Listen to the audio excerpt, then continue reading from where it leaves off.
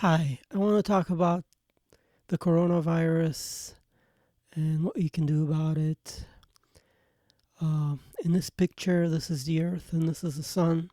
So the Sun has a radius 109 times that of the Earth. So it's really big.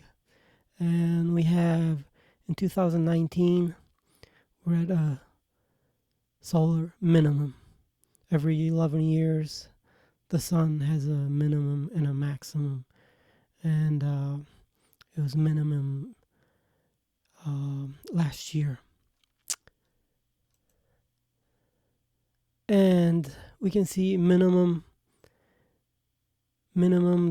from 1100 to 1900, and there was a wolf minimum around 1300, and in 1315 there was the Great Famine, and it's about here on this chart, or this is the same about here.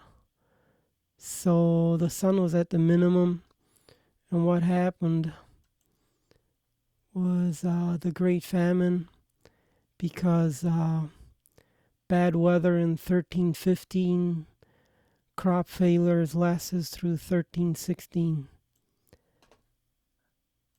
So it was rainy. It was kind of similar to what happened here last year in the northeast US.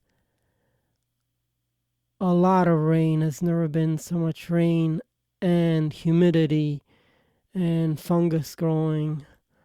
And I guess we had some crop losses. I'm not a farmer, but there was a lot of rain in Mississippi and all around the northeast. And right now we can get food from other places, and but back then they probably didn't import food from anywhere else around the world.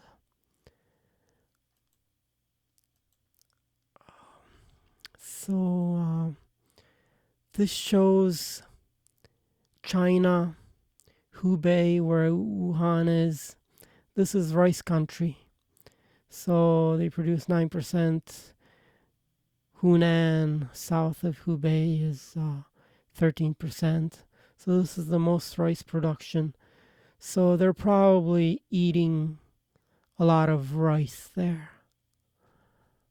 Um, they got peanut production just north of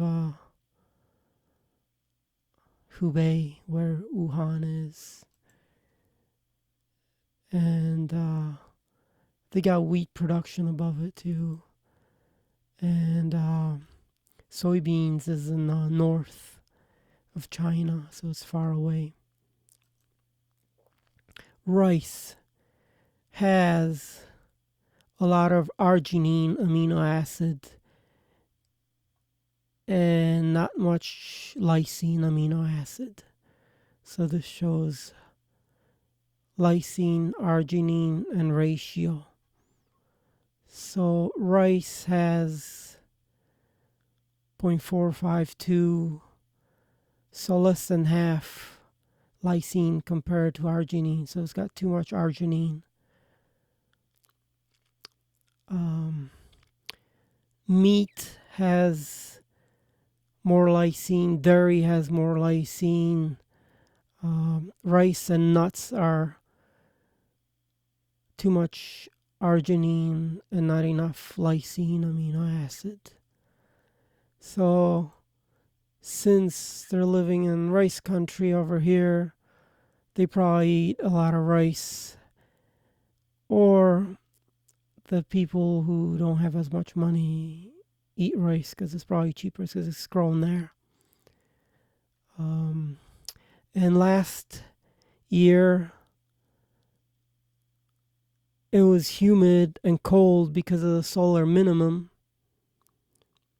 And I'm guessing, I haven't looked for a reference yet, but I'm guessing that the pigs and the chickens were cold. So they got the swine flu because of the bad weather.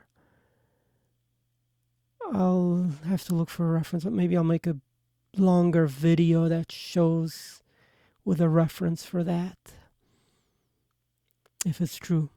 But if they eat a lot of rice and they didn't eat much meat, people in Hubei, they didn't eat much meat because the pork prices went up, and maybe the chicken prices too because of the avian flu. I'm not sure when exactly that happened. But meat has a lot of lysine and less arginine, and rice has a lot of arginine. And arginine is not good when you're trying to fight a virus. So this person over here, this Dr. Darren, he's one reference for showing that lysine kills viruses and arginine feeds viruses. You can find many references of that, I guess. So maybe they didn't even get enough protein. So they got sick. And there's one other thing I want to mention. Polio virus.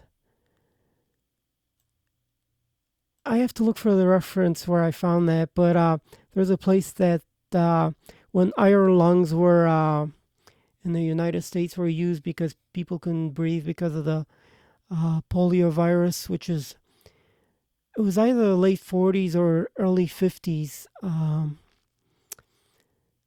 This one reference was saying that in North Carolina or South Carolina, the government told everyone to stop eating sugar because they were eating a lot of sugar in the summer, especially ice cream. And for one summer, they stopped eating sugar. And the polio rate incidence there went down to almost nothing compared to the rest of the country. So not eating sugar helps fight viruses. I'm not sure about the cold virus, but it certainly did for poliovirus.